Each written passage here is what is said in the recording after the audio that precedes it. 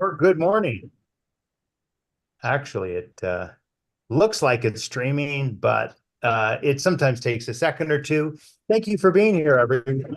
So great to continue to wish you Happy New Year. We did that last week, but now we're wishing you the second Happy New Year. And this time, we are, at least some of us are, live from Las Vegas. All of our panelists are. I'm still here in DC, but really excited to have Broadband Breakfast reporter Jake Neenan on the ground in Las Vegas with us.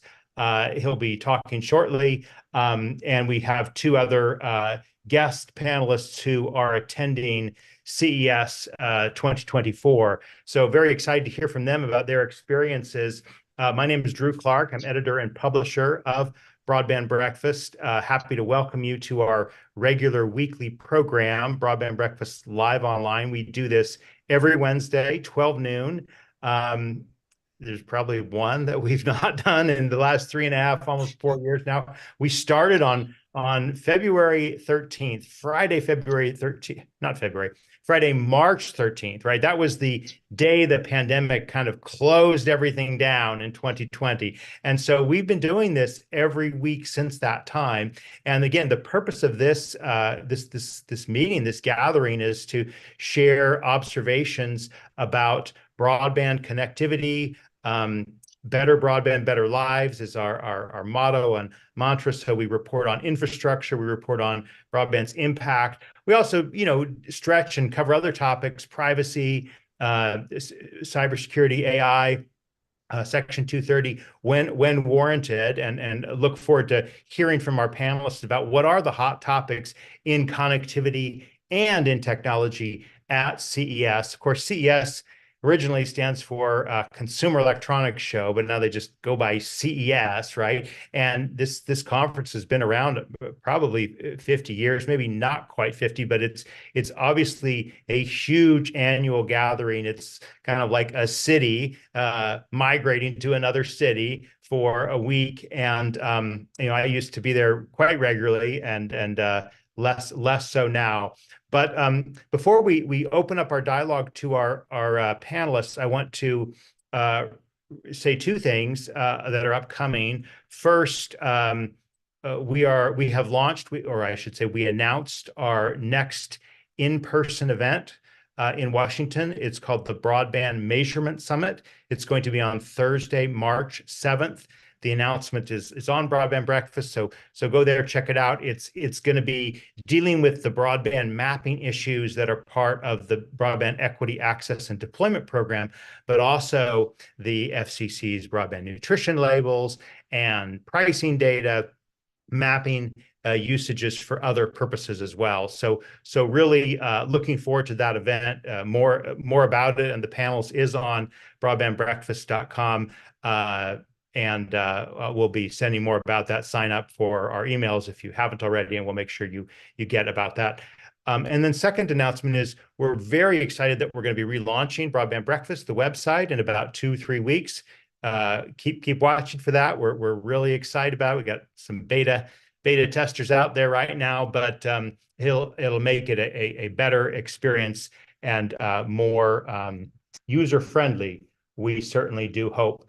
And then lastly, just before, again, we open up to our guests, I want to thank the sponsors of Broadband Breakfast. We would not be able to do our weekly free programming without support from Utopia Fiber, Broadband.Money, Comcast, Wesco, Coos Systems, Community Broadband Networks Initiative of the Institute for Local Self-Reliance, California Emerging Technology Fund, DCS Technologies, BroadbandToolkit.com, Google Fiber, Broadband Now, and Michael Baker International. Thank you to our sponsors for your support. All right, with that, let's go ahead and introduce our panel. Again, we're going to hear first from Jake Neenan, who's a reporter at Broadband Breakfast. Jake has just done an incredible job in his reporting on infrastructure, broadband funding. He's broken lots and lots of stories about the BEAD program. We're kind of entering a phase where the states have now kind of all finished their proposals, and so now they're doing it, they're implementing it, and that's what we're tracking and following now. And Jake is a relatively recent graduate of the Columbia Journalism School, and he's out there in Las Vegas at the Consumer Electronics Show. We'll hear from him just now. But I also want to introduce our other two guests. Drew Lentz is a community connectivity advocate, solutions architect, and wireless nerd. Those are his words, not mine. Officially, he's the engineering product manager for wireless at Cisco. And he has a passion for closing the digital divide and consulting on thousands of networks from WISPs to Wi-Fi deployment around the globe. Really look forward to your thoughts and take on CES, Drew, and thank you for reaching out and offering yourself up to be part of the discussion. Our other guest is someone who's spoken on some Broadband Breakfast panels before, David Barron. David's a senior executive and has worked with Next Level Networks and has a professional experience in the telecom, software, hardware, semiconductor, media and entertainment, and consumer electronics industries. And he's also kind of a regular denizen of CES. So look forward to kind of hearing and seeing from David what's new from his perspective. But first, let's turn to you, Jake. Tell us where you're at and why you're at where you're at, as well as saying a few words about your reporting from CES. And of course, make sure to unmute yourself there. There we go. Yeah, totally. So as you can see, I'm outside in in a parking lot in Las Vegas because NTIA is announcing a grant to Dish for some developing Open RAN networks like just across the street from me at the cell site. So I'm gonna have to I'm gonna have to cut out about halfway through, maybe a little bit before that, and run over and talk to them and cover that. But yeah, it's been good here. I'd say definitely the kind of dominating thing has been AI. This is my first CES, so I'm curious to hear from people how it compares to previous years. But yeah, that's really been the thing on everyone's minds.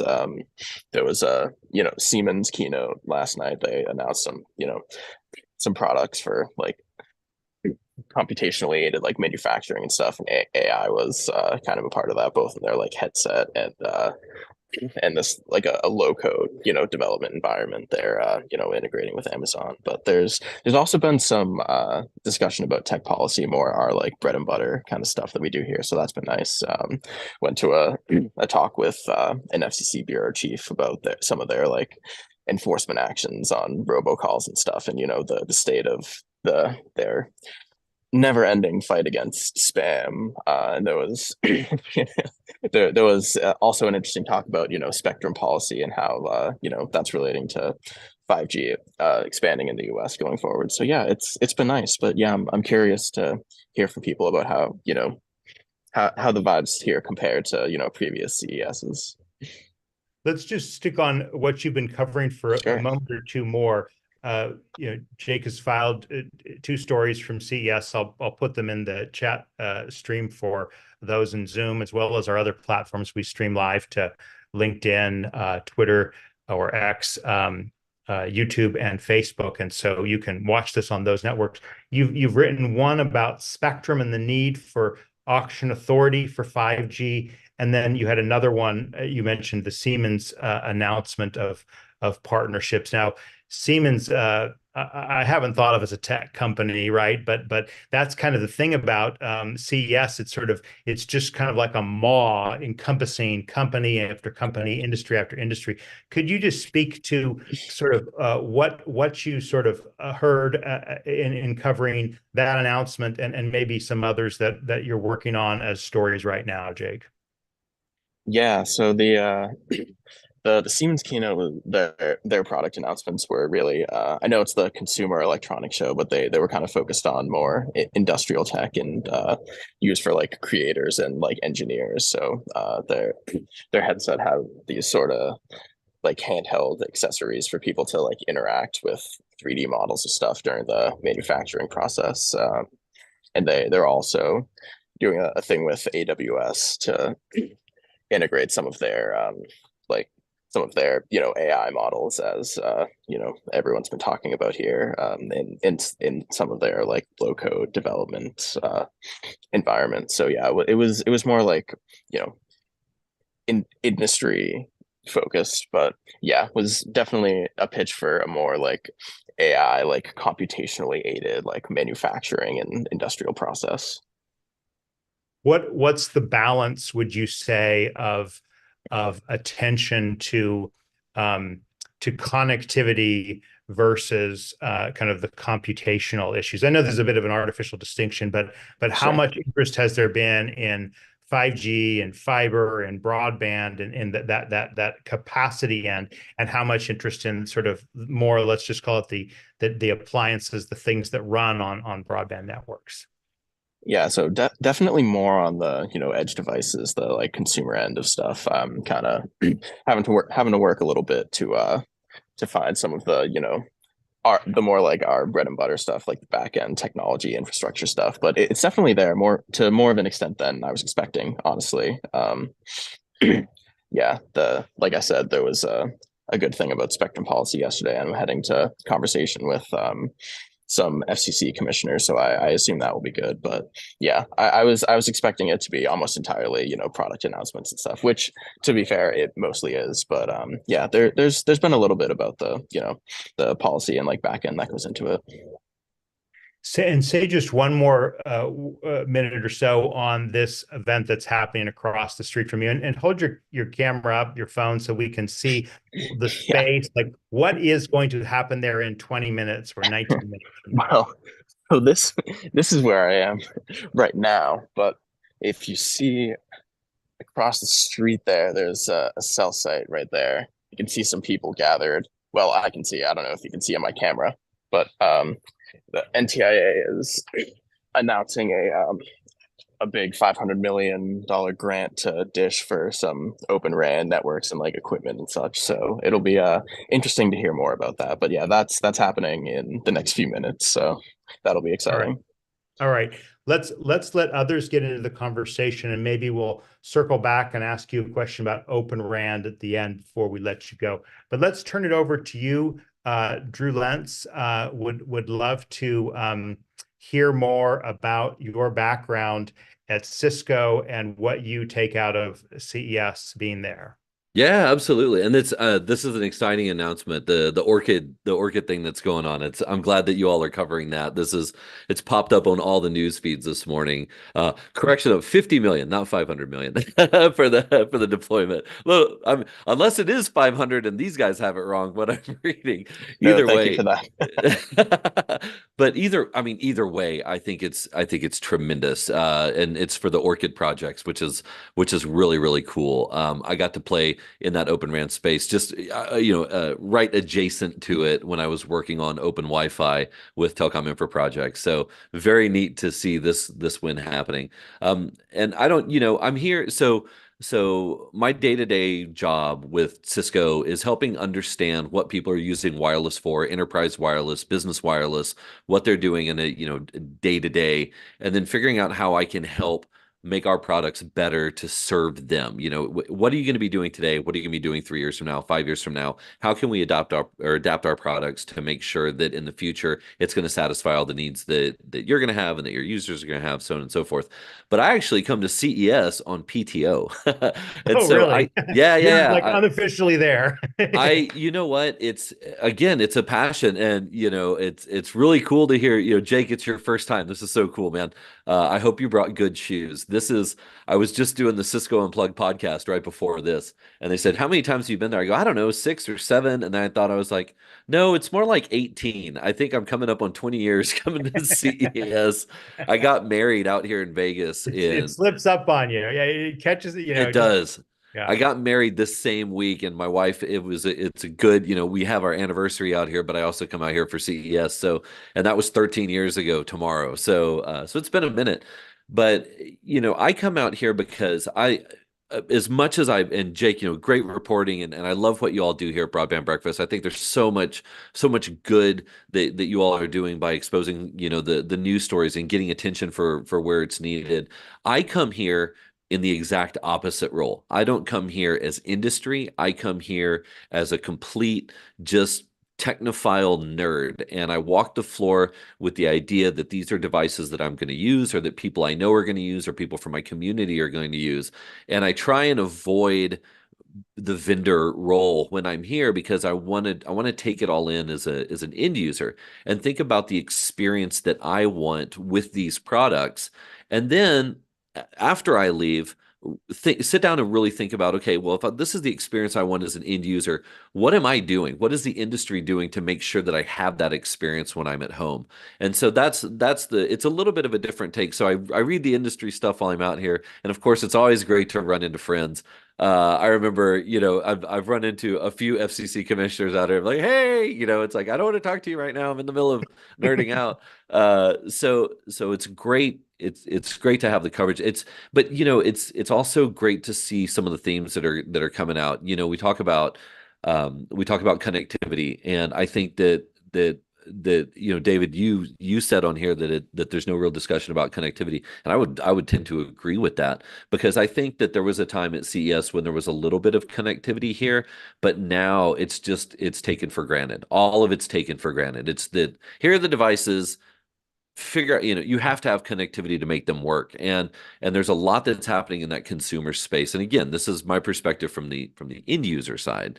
You don't see the announcements coming out from people talking about connectivity things. So having Dish and NTIA talk about this here is really kind of cool.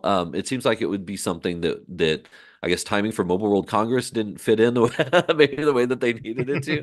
But either way, I think it's a sign of the times that connectivity is so intertwined with capability that you can't have any of the experiences that are being offered at CES without having that fundamental good connectivity. And while people do take it for granted, consumers and end users do take it for granted, for people in the industry, it is absolutely not something to take for granted. We have to work diligently every day to make sure that there's spectrum, and to make sure that there's equipment, and to make sure that it works the way that it's supposed to, and that it's interoperable.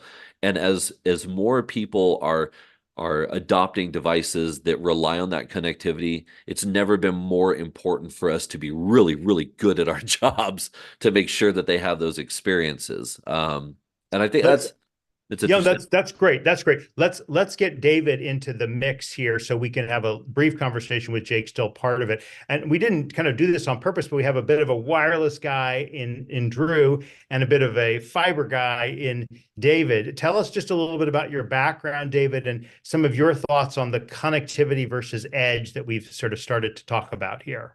Sure. So my background has mostly been in commercializing new technologies in the traditional technology industry, such as Apple, Microsoft, Motorola, in the telecom industry, such as AT&T, Comcast, Cable Labs, those kinds of places, and also in the media space, such as working for Disney, or doing work for Disney. So I've been around with all kinds of emerging technologies, and I've been attending CES mostly since 97. I've missed a few years, including the last 3. So I've got a pretty deep perspective on this show and how it's evolved and what's going on. Poor Jake out there is like, people don't realize it's 29 degrees this morning. Normally you don't need to wear gloves in Vegas this time of year, but like it is unusually cold. So hats off to us, no pun intended, or to Jake. But I would say, I'm sorry, go ahead. No, continue on about the edge fiber issue. So it has been about 3 years since I've attended because of COVID. And so everything looks completely different, including who's here, where they are, everything. But I would say in the past, there have always been, I would say, probably four core themes that kind of permeated the entire show, whether it's 5G, autonomous vehicles, VR, you name it. This year, there is one overriding theme, period, end of story, and it's AI, and that's no surprise to anybody. Unfortunately, AI has been mischaracterized and overhyped. So those of us who kind of know something about it kind of have to ask some hard questions. Is this really AI, or is it something else? But pretty much every product, every technology, is somehow trying to pitch an AI play as far as whether they're devices or services or, you name it. They're all there. So I think that's probably the single overriding theme. As Drew mentioned, there is connectivity discussions have largely gone away, or they're in the policy sessions, not. But I have to say that I've not been able to traverse the entire floor yet, so I may find some interesting things. I'm kind of the opposite of Drew. When I walk through the show, it's not at all about what I'm interested in or what my company's interested in. I typically look for trends and themes.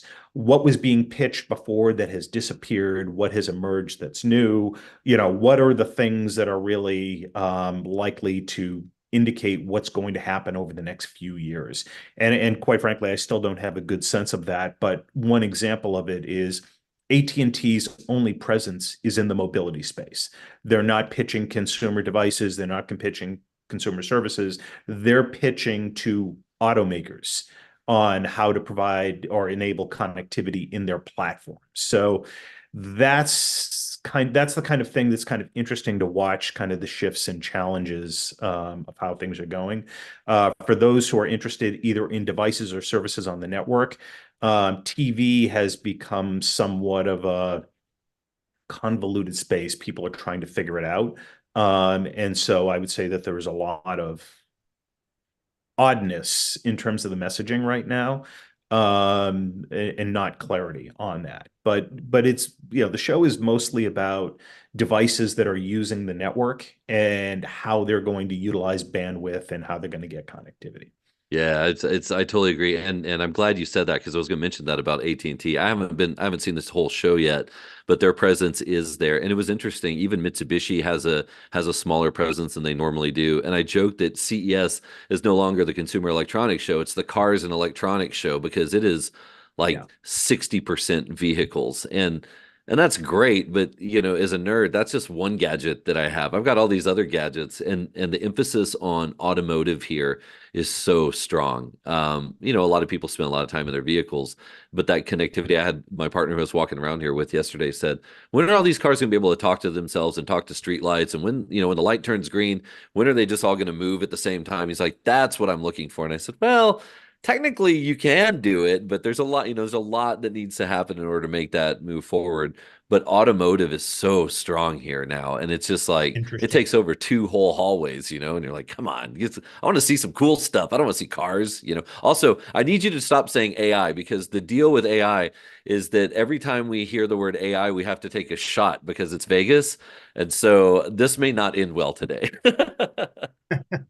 Yeah, all right, so to that point, Drew, if I can just jump in, the central hall used to be like the glittering single factor, and that's where LG, Sony, Microsoft, all those companies. Sony, yeah.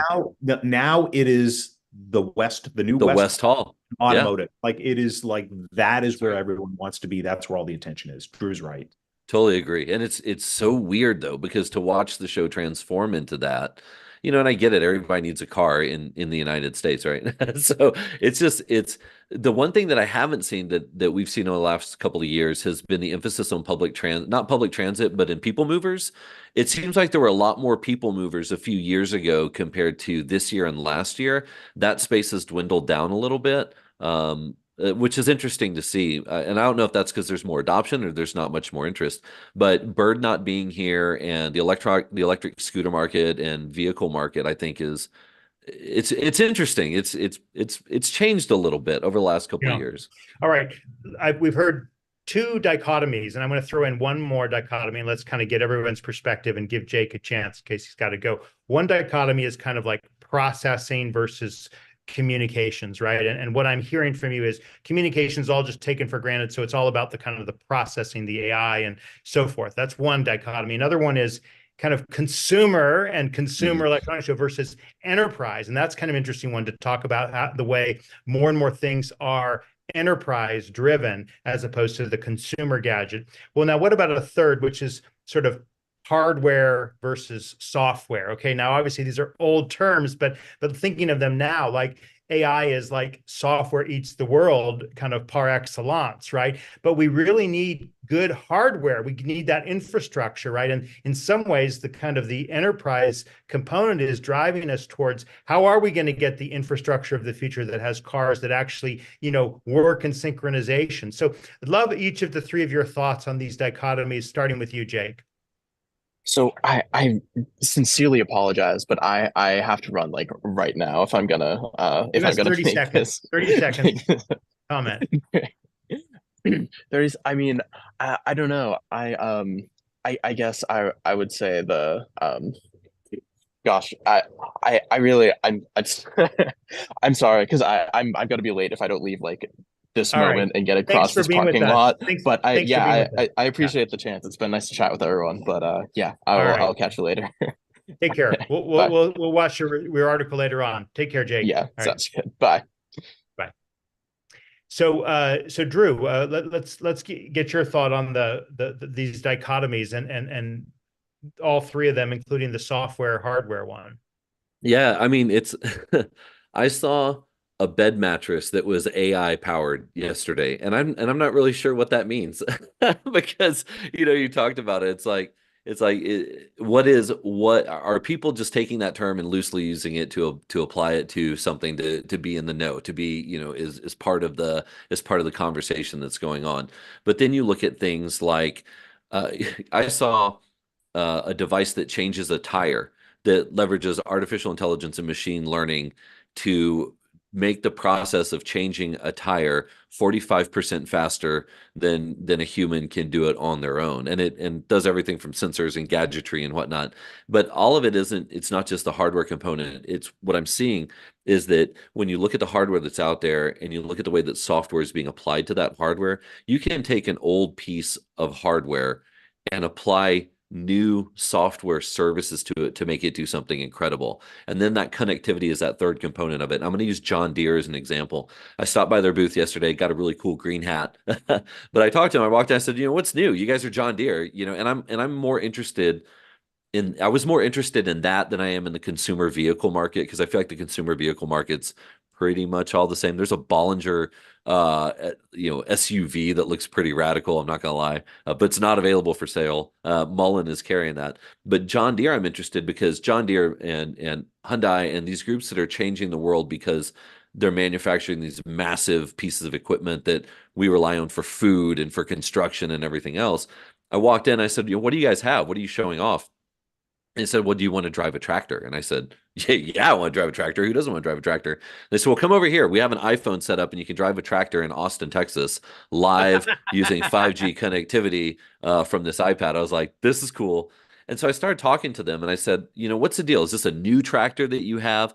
And they said, no, you can take any John Deere piece of equipment and you can retrofit it with these cameras that go on it and this engine, it's a computer basically, this machine engine, and lidar and everything else that can go on it so that the tractor can autonomously provide the services that a farmer needs. And I said, well, yeah, then that's day or night, that's 24-hour farming, that's weed killing, that's everything else. And so it's interesting because in that conversation about hardware versus software, you're talking about a tractor.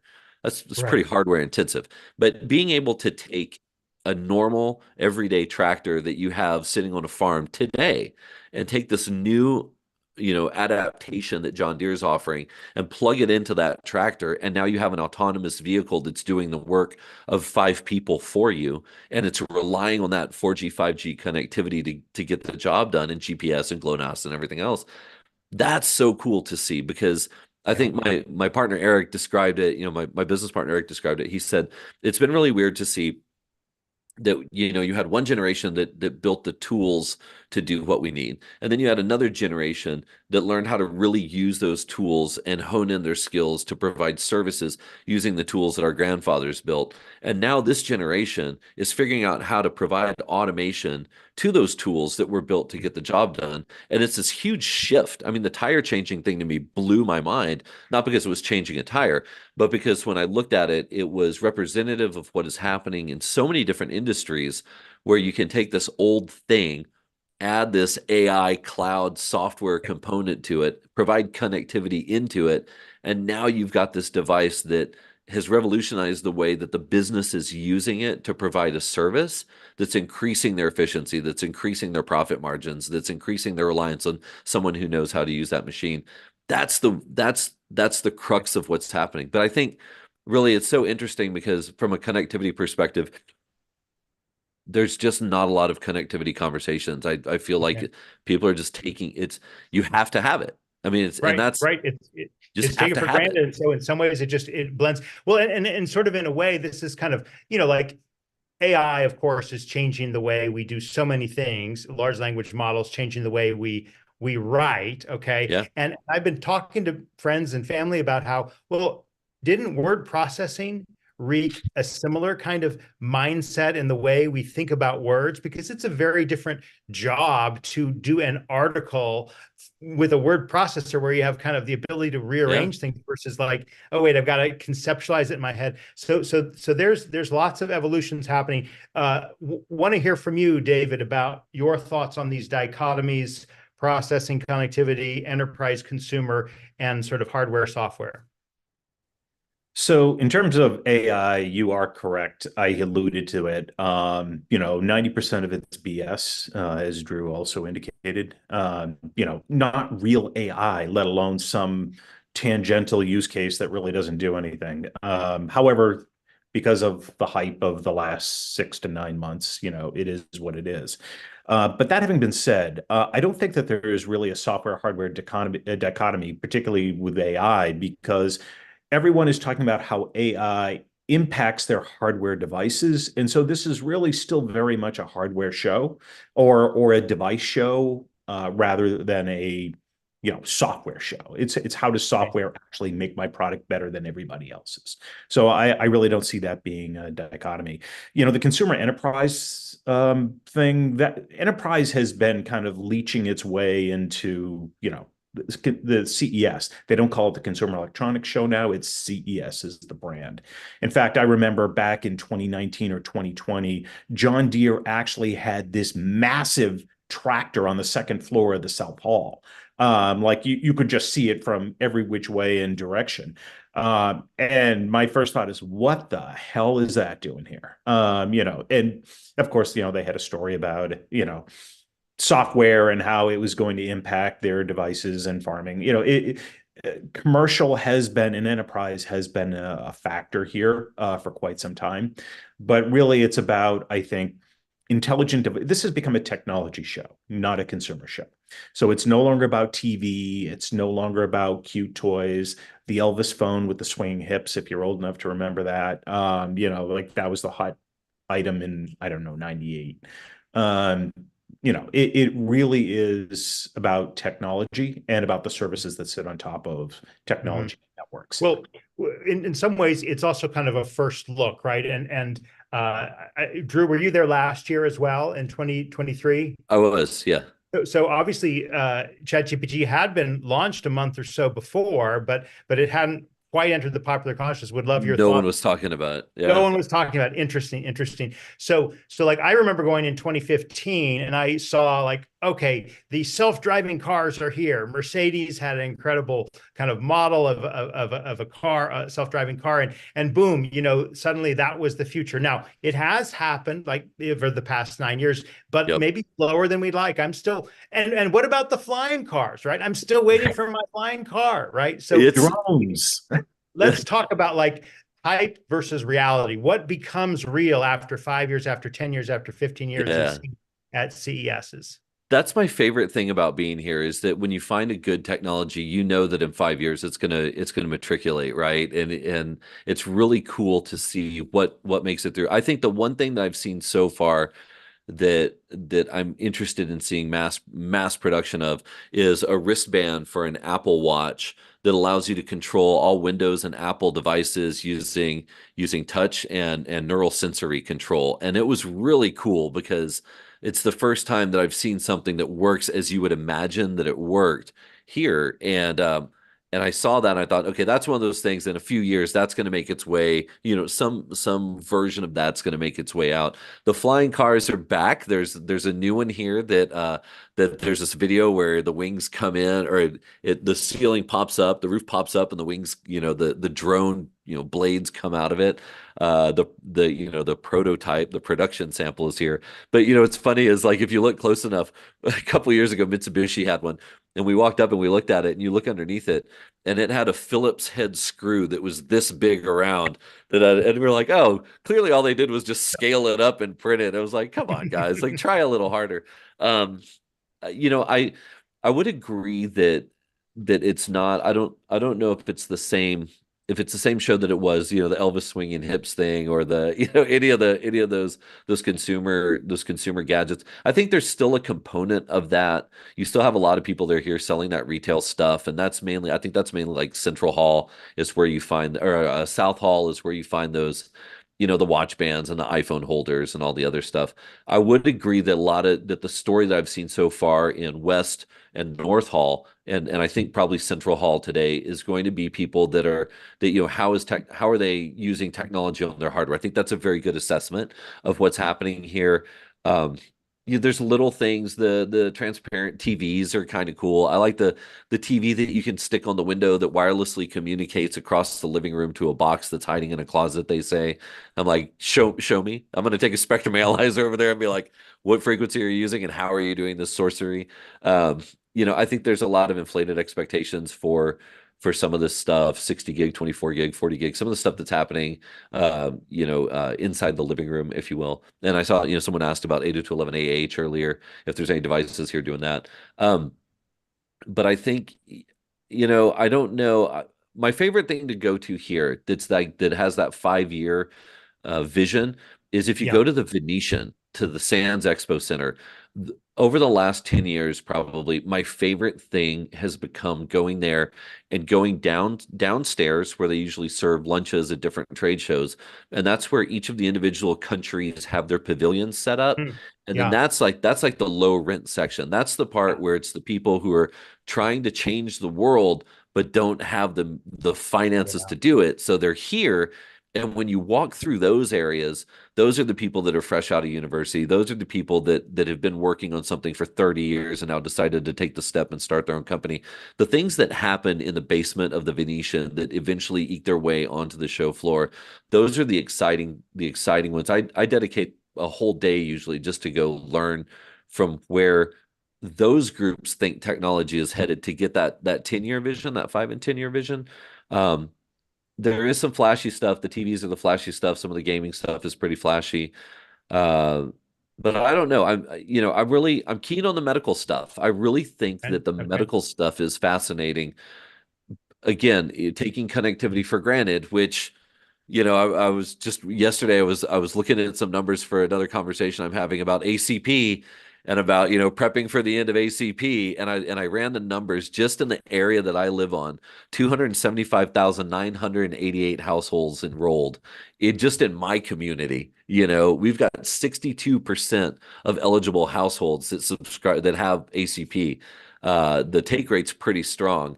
And so that connectivity is so important because go ahead. Absolutely. Your connectivity is vital, and I want to come back to your story about the rural communities you've worked in. But let's let David just speak to this issue of kind of what's lasting and what's not lasting, and then maybe we'll go back to the connectivity before maybe a rapid fire round I've got. But go ahead. And questions. We have questions too. But David, please, what are your thoughts on this? What's enduring and not? So I have a slightly different view of this that Drew, in terms of, the things we're seeing now are not going to be commercialized or mainstream 5 years from now. It's kind of the opposite.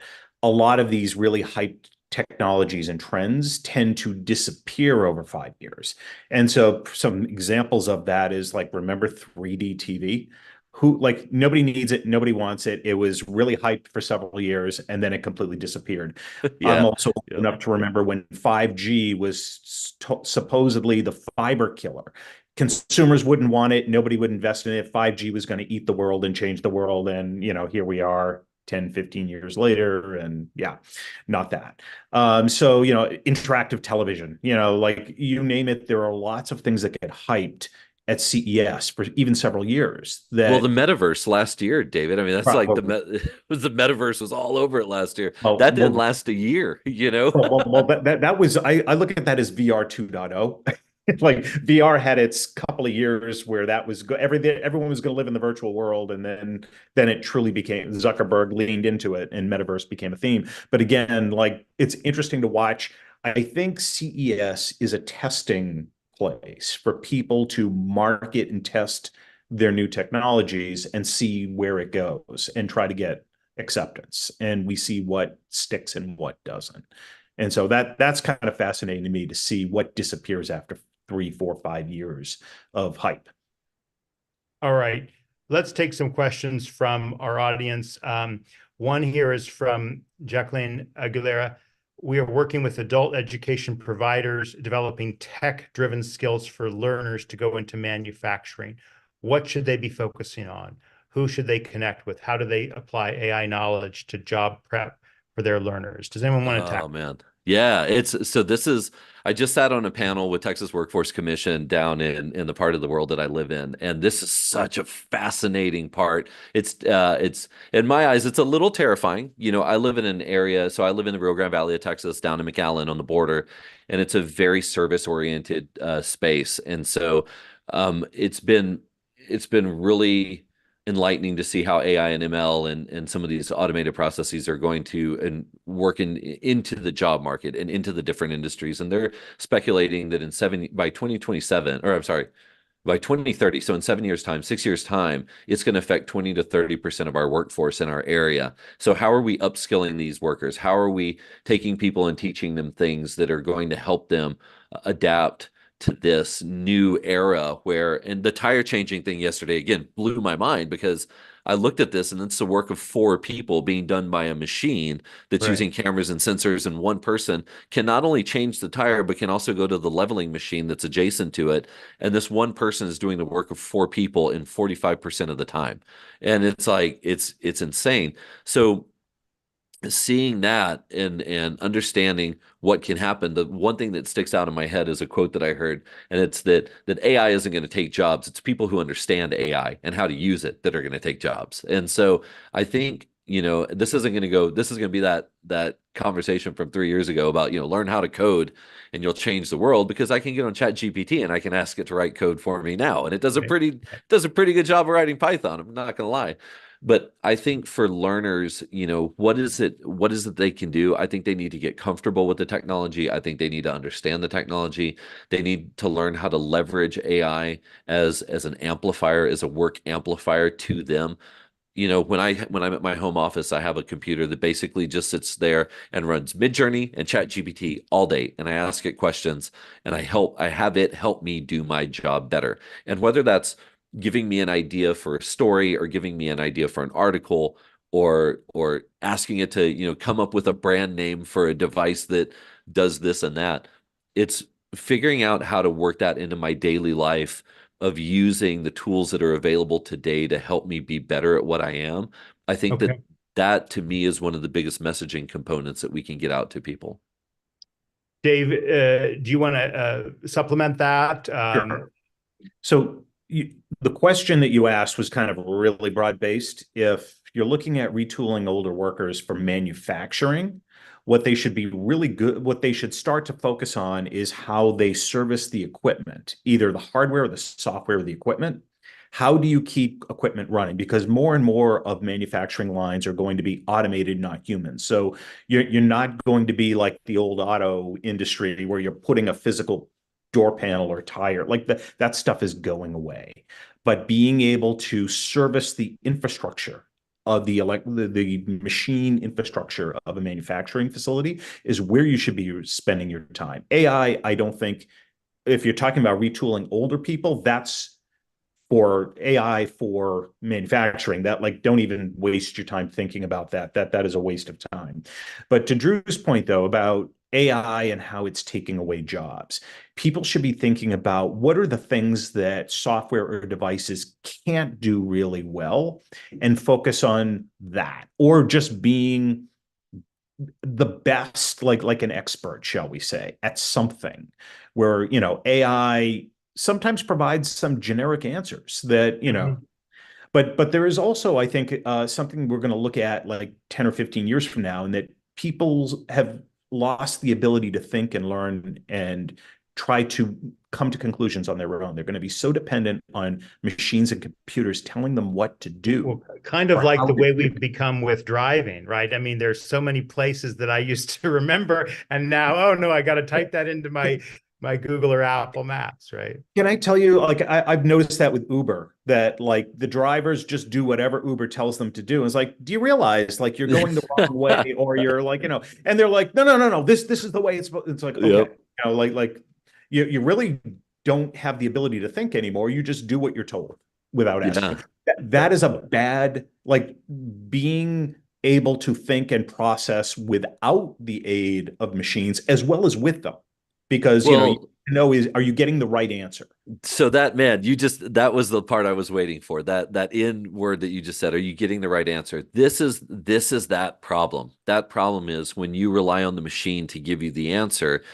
I mean, if you look at everything from politics to wars to everything in between, and you look at the influence of generated information and not having trusted, valid sources to provide that information. And I think about my seven. I've got kids all over the place, 24 all the way down to 7. I think about my 7-year-old and how before he could read, he could change a tire, he could change the oil, he could build a skateboard because of YouTube, right? Because he was able to consume the information, visually learn it. He didn't have to know how to read in order to understand what was happening. And I worried that would affect his reading skills, which it didn't, thank God. But where you have a generation where they're learning everything either visually for what's told to them, like the directions on, like the Right. directions on Waze or Google or whatever it is. What does that do for, how is that going to affect the workforce moving forward? Because the right way, the instruction manual isn't always the quickest way or most efficient way to get something done. And yeah, that's where cutting corners comes in. Whatever, it's the approved way. But when we turn into this group, this global conscience of people who are just receiving information and Right. they're not questioning it, this is a whole other conversation. But This really bleeds into Mike Dunn's question about the difference in focus points between the younger generation, those who have been around this industry for ages. Is there a distinct difference in focus priorities between young people and more experienced folks with regard to AI technologies? Anything to add to this yeah, brief? I totally agree with that. And the reason this just came up this week, I knew it was going to come up. I've got this little podcast studio in South Texas, and I had this high school student say, "Hey, I'm doing this big project. Can I come in and do some interviews in your podcast studio?" I said, "Absolutely, come on in." And so she was interviewing 6 other teenagers. They were all about 15, 16 years old, about how social media and AI has impacted them as students and what that means for the future. And it was blowing my mind because they were talking about doing a book report. And she said, my teacher always tells me to do a rough draft, but I ran out of time because I procrastinated. I was too busy on TikTok. So when it came time for me to work on my paper, all I did is I used all the tools available in Google. I put everything in there. I wrote the document. I ran it through Grammarly 3 times. I gave it to my sister to read, and then I submitted it. And I was like, you ran through Grammarly and you submitted it for a grade? Like, give me a break. And I mean, Grammarly's not version. This goes back to what's really AI and what's not AI. Right. But Grammarly to them is an AI tool. Yeah, And no, my son's been my 23-year-old's been telling me, oh yeah, Grammarly is, you should try this out. It's like yeah, yeah. And so well, and so it was fascinating because I think in the younger generation, again, listening to them have these conversations. This was not my input. I was just sitting there, pressing record and changing camera scenes. But hearing them talk about it is something that they just take for granted. I think, we sit here and worry about, how it's being used and what it's being used and how do we get it integrated and this and this. And they're just going, it's there, I'm using it. all right. So there's a question here from Kimmy. We'll give David a chance to answer this one. Citing a piece in the New York Times, our generational task is to ensure that AI is a tool for lessening the vast disparities of wealth and opportunity that plague us, not exacerbating them. David, what do you think about that point about AI that's sometimes made? Shall I make her feel good, or shall I tell her what the reality will be? Whatever you want. AI, I think, is going to exacerbate the hazard. Hugely. And I hate to say that it's a terrible thing to acknowledge, and there has to be some effort to try to figure out what to do. But going back to that topic, but going back to a question that you asked earlier, there's been the question of how do you retool older people, and then I've seen some questions on the chat about younger people. I think there's one single thing that should be taught to both that isn't being taught well, and it's critical thinking skills. Yeah. We need to focus on getting people to actually think and ask questions and question what they're being told by machines or people. We need to get much better at that as society. And if there's one thing that you can do to try to even out the disparities, focus on that. Get people to actually engage their brain, not more, not less. By the way, years ago, like in the mid 2000s and mid teens, I ran a consulting company that did work for companies such as Drew's. And one of the things that I learned is a lot of corporate employees had lost their ability to start with a blank sheet of paper and actually produce something. And so they were hiring my company and the experts to develop marketing requirements, documents, and various types of tech specs. Like we would do the work for them. We would deliver them something that was about 80% done, and then they would finish it and then take credit for it, which is perfectly fine. But if you asked them with a blank sheet of paper, they couldn't do it. And so I would start to think about those kinds of things. And are people so dependent and becoming more dependent on these tools that they literally have lost the ability to do any work product themselves without the tool? That's definitely a problem.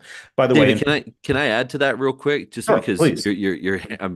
yes, I mean, yes, absolutely, yes.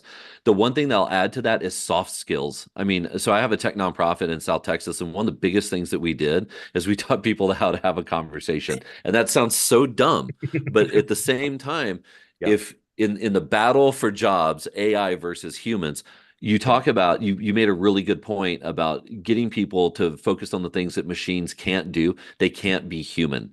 And being able to have a conversation and have empathy and be able to talk to people, those soft skills, along with being able to have critical thinking. I mean, I think critical thinking to me falls in that soft skills category, because those are things that you can only do as a human, you know what I mean? And to some extent. But those critical thinking and soft skills are the two biggest components, in my opinion, which can give people the ability to continue to succeed. So I wanted to add that. So it's a great point. So David Tate has asked this question in almost every Ask Me Anything. These take place on Friday at 2:30. I'll be interviewing Blair Levin just 2 days from now. But he asks about buffer bloat, okay? And so I want to make sure to get this question in and see if either of you have, I guess particularly you, Drew, on how do you solve the latency problem in wireless? This kind of goes to the wireless and fiber question that we talk about, but what are your thoughts on that? And then I've got some closeout questions for each of us. Well, I want to give David, you were about to say something. I interrupted you. Was there something that you wanted to end on that? Well, I was just going to jokingly tell Dave Tat, he was asking what about jobs for teenagers, and my question was going to be, besides TikTok influencer, what yeah, but I'm sorry, go ahead. So that's golly, oh my God, I don't even get me started, right? Again, I said 24, 21, 19, 11, and 7. Those are the age ranges of my children. So it's like I've heard all of this. Buffer bloat. And Dave, I don't want to misconstrue it. So I need to make sure that my understanding of buffer bloat is as you and I had discussed in Cancun, because maybe I had some tequila at the time when we were talking about this. Maybe we tabled this one, but at least I asked a question on buffer bloat. Well, the idea is it's not just the connectivity; it's the way that the connectivity is built and the latency component. Because when I was at Meta, one of the things that, Meta's such a fun company to work at, and I got all these different exposure to all the different product groups. And in the VR product group, it was fascinating to learn about what is really the big blocker. What are the big blockers for mass VR adoption? And the ability to have, very, very fast connections, as close to zero latency as possible, so that when you blink your eyes or you say something or you hear yourself talk, it doesn't throw you off. I think that latency obviously plays a huge role in that. I remember, DNS plays a huge role in that, as dumb as that sounds. We got fixed DNS also, DNS and network services and service assurance and those things are key to making sure that people can take advantage of the experiences that they're trying to get. And everything needs to be done to make sure that those experiences are seamless. And I think that the way that I'm looking at the wireless industry right now is, if you take the equipment, you take the manufacturers, you take everyone, and you just put them on the same playing field, and you take for granted that the hardware is going to do what the hardware is supposed to do, then you need to look at the service assurance component of it. Are the users getting the experience that the network should be providing them? And what are we doing to measure that? What are we doing to monitor that? And then what are we doing to provide that? And if there's an issue, what are we doing to fix that or resolve the issue as quickly as possible so it doesn't affect the end user experience? And I think that that's, you'll see the theme of that, whether it's a manufacturer that I work for, or everyone else in the industry. They're trying to leverage AI. Everyone's trying to leverage AI to say, how can we get mean time to resolution so much faster, to resolve those issues so much quicker so that they don't affect the overall connectivity? Bigger conversation, but buffer bloat is, I think, is one of those components that definitely needs to be addressed to make sure that everyone's doing it. But are they, right? All right. So I've got 5 one-word question answers, and then we're going to have closing thoughts, what you're going to take from CES back to your homes. All right. So we've talked about how AI is eating the world, right? Okay. So I'm going to say 5 technologies that have been talked about at previous CESs that I've been, and you can either say dead or some other word. Okay. So are you doing the in and out thing that they're doing on Instagram and TikTok? Dead or not? I don't know. So VR, AR, dead or not? Each of you, one word. Oh, I don't know. For the near term, dead. Dead. All right. Blockchain, dead or not? Not. I don't see it. I'm not a fan of blockchain, or especially crypto, but I don't think it's going away as a concept for things. All right. Drones, dead or not? Oh, not dead. They're very, very much alive. They're trying to start a soccer league with drones at CES right now. It's kind of funny. It's cool looking though. Agree. The hype is dead, but the actual usage of drones and specific use cases is alive. Smart cities, dead or not? Dead. Oh, very much. I don't think they're dead. I think they're just now seeing what the possibility is, but I don't think they're at CES. Let me rephrase that. Dead for the foreseeable future. You're not going to see any significant advances in smart cities in the next 5 to 7 years. That's a very fair statement. Yeah. Television. Oh, well, television. You're talking about traditional TV or the devices? However you want to interpret it. Television. Viewing things on a large screen, I think that we're about to see something new there. I think it's not dead. I think it's very much alive, especially when you see the adaptation that they're doing where they've got the TV that now has the camera built in and NFC on the TV, so that as you're watching a show, it's automatically picking out the clothing that the people are wearing, the purse that they're carrying, the car that they're driving, and giving you the ability to tap the TV with your phone and pay for it and have it delivered to you. I think now that we're seeing the ability to really have interactive components like that, much more than what QVC. I think that now that there's an interactive component where TV becomes a shopping screen as much as it does entertainment. Okay. All right. We'll see where that goes. Much more than one word, Drew. So TV, I would say traditionally produced TV distributed through traditional networks is dying. And it will continue to die. Right. There will be new forms of content and new distribution mechanisms that will replace it, and it's a generational thing.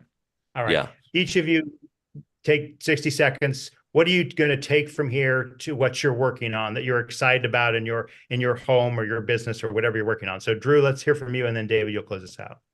I think, so far, and I haven't walked the whole show floor, is it is this conversation, right? That AI is making its way into everything, but being able to provide, to me, what I'm taking home is that the quality of experience is the most important thing. The QoE is going to be key here because you can't take advantage of any of the technologies that are here unless you have good, reliable connectivity. So being able to produce that or provide that or have that in my home, I'm not going to be able to have the experiences that I want to have that I'm seeing here in 3 years or 5 years unless I have some type of reliable connectivity at either my place of work, my place of business, or my home. So I'm taking away that there's a lot more uses of technology coming that aren't just, even you mentioned television. It's not something that is going to just come to me. It's something that I'm going to have to Right. request and interact with, and that's going to take reliable connectivity. All right. Thank you for being with us, Drew. David, give us your closing thoughts here. I think it's the evolution of smart devices rather than using these generic terms like IoT and smart home. How are these smart devices going to continue to evolve with or without AI? And particularly, as Drew indicated, digital health is becoming a really big thing. That may be the next big platform that Apple really commercializes. But that there's so many different you can broadly look at that from personal healthcare to whatever. But that area, as well as just general smart devices. All right. Well, that'll have to be the last word. Before we thank our guests, remind you that we're here every Wednesday, 12 noon Eastern time. Next week, we're going to be talking about broadband infrastructure in India, South Africa, and Australia in the global South. Thank you to each of our panelists, to Jake Neenan, who had to leave, and to Drew Lentz and David Barron. We'll see you next week. Take care, everybody. Bye-bye.